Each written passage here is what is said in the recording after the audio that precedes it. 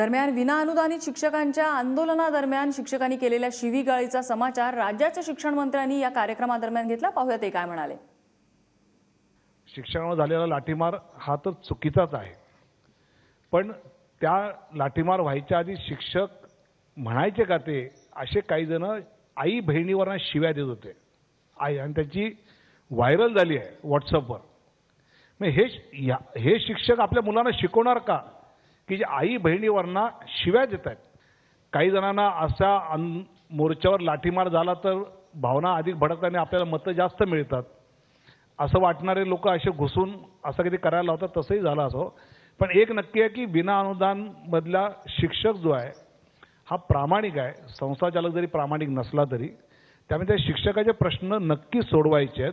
सोडवायचं पहिलं पाऊल आपण टाकलेलं आहे 20% अनुदान देऊन। आणि शिक्षण मंत्र्यांनीही आपल्या खात्यातल्या अनेक मुद्द्यांचा उल्लेख या भाषणादरम्यान केला। आपण पाहूया। आंदोलनात मंत्र्यांना शिवीगाळ करणारे हे कसले शिक्षक हा प्रश्न त्यांनी आपल्या भाषणादरम्यान उपस्थित केलेला होता। मात्र शिक्षकांचे प्रश्न जेन्युइन आहेत आणि त्याकडे लक्ष दिलं जाईल असंही त्यांनी आश्वासन दिलं। मुलांवरचा नापासाचा शिक्का मी पुसण्याचा प्रयत्न केलाय असंही ते म्हणाले।